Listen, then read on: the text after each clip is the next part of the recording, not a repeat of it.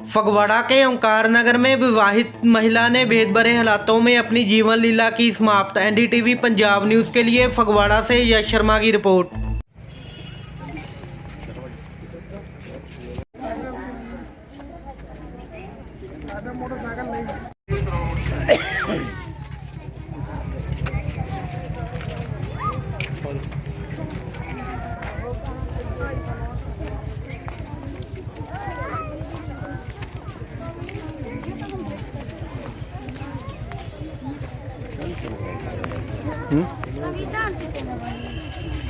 घर चले गए। लीजिए, अगला अंदर बैठा है, अपना बातें कर रहा है। इसमें नहीं है हमारे से पाजी, जब वो उसकी बहन रात हमसे पहले बात की। रात? हाँ, रात में बहन तुम्हारी इसकी बात हुई? हाँ, इससे बात हुई। कितने बजे? 9:30 बजे के लगभग। पहले उधर से वो फोन की कि अपने बेटी को कहो, समझाओ। मैंने कहा कि आपका भाई आपके पास क्यों है, उसके पास क्यों नहीं जा रहा है। 9:30 बजे इसकी बात हुई? हाँ जी, अच्छे से थी। हम बोले भी कि बेटा तू आ जा मेरे पास। ये गल हुई थी? और गल कुछ नहीं हुई थी, वो परसों की बात है। वो अपने भाई को कह रही है कि ये खाना बनाकर नहीं दे रही है, मैं उसको ले जा रही हूँ। मैं कहीं काहे ले जा रहे हैं, तो वो समझे। वो समझे क्या नाम है भाई का? उसका रवि है। नहीं। यही तो भाषा पर हमारे घर में 4 कदम और लड़की नहीं चल के जा सकता सीओ, जबकि उसको बोल रखा था कि तेरे कोई भी कुछ कहे तकलीफ हो मेरे पास आ जाना, तू बेटी मेरी है, दान उसको दे दिया है, विवाह कर दिया, तो इसका मतलब क्या है? लेकिन इसको इन लोगों को पीछा छुड़ाना था इससे, और कोई बात नहीं है। तरले करके शादी कराए, मैं विवाह भी नहीं कर रहा था, शादी तरले करके कराया, उसके बाद में ऐसे बेशर्म लोग हैं। सन ऑफ राम बाबू मिश्रा, जिसकी बहन यहाँ की एमसी है चंदा मिश्रा, इन लोगों ने तरले मिन्नतें करके मेरे से शादी करा ली थी लड़की की। मैं शादी करना नहीं चाहता था, मेरी लड़की पढ़ी लिखी थी, स्कूल में पढ़ाती थी। तरले मिन्नतें करके शादी करा ली। शादी कराने के 2-3 महीने के बाद इन लोगों के अंदर खटपट होना शुरू हो गया। तो इसमें ज़्यादा भूमिका चंदा मिश्रा की है, क्योंकि इसकी माँ ने गहने ज़मीन इत्यादि दिए थे। सब जो लड़की को गहना या ज़मीन का जो कागज़ था वो सब उसने अपने कब्जे में रखा था चंदा मिश्रा ने, और इनके बीच में वो खलल डालती रहती थी। पिछले 2 दिनों से उसके पति को अपने पास ले आकर सुला रही थी, रवि मिश्रा को अपने पास ले आकर के सुला रही थी। कल शाम को हमारी लड़की से बात हुई है, तो ये बहाना क्या बनाती है कि मेरा तबीयत खराब है, देखभाल करने के लिए भाई को बुलाई हूँ, जबकि उसके अपने 4 लड़कियाँ हैं, 2 लड़कियाँ हैं, एक जवान लड़का है, उसका पति है। 4 मेंबर हैं, कहने का तात्पर्य है उनके घर में 4 मेंबर हैं। और इसको 2 दिन से वहाँ ले आकर रख रही थी। कल शाम को ले आकर उसको रखी है रवि को अपने पास, और उसके बाद में आकर के ये लोग उसका मर्डर करके टांग दिए हैं पंखे से।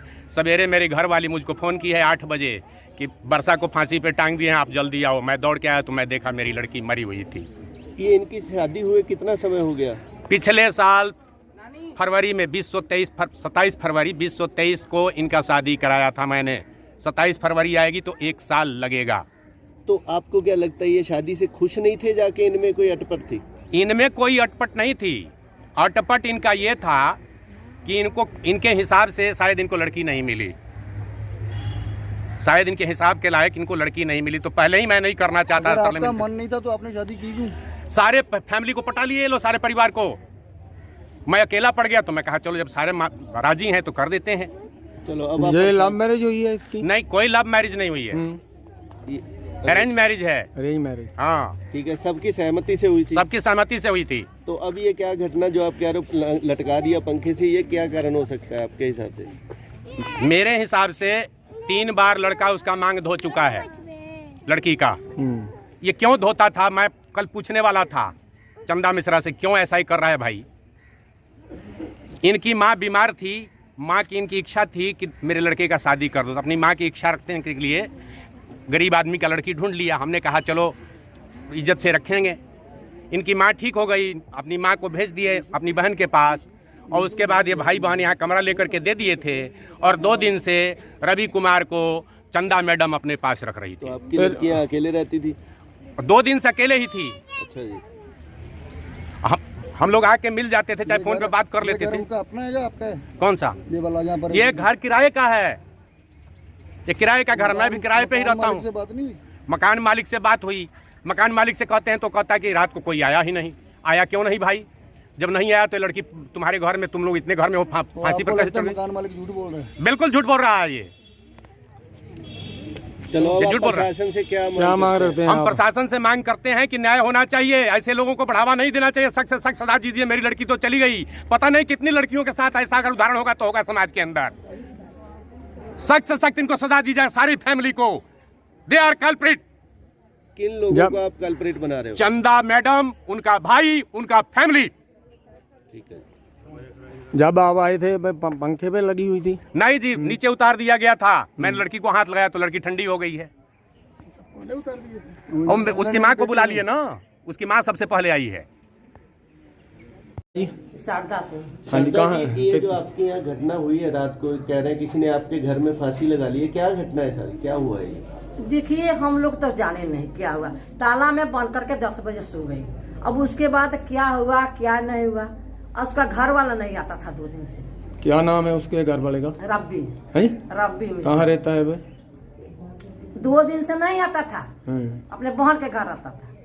अब 10 दिन से आप 2 दिन से वो आ ही नहीं रहा था, आप कह रहे हो, तो रात 10 बजे आपने ताला लगा लिया। हाँ। तो ताला किसने खोला फिर? कुछ ताला किसी ने कहा, मैं सुबह 5 बजे अपना ताला खोलती हूँ।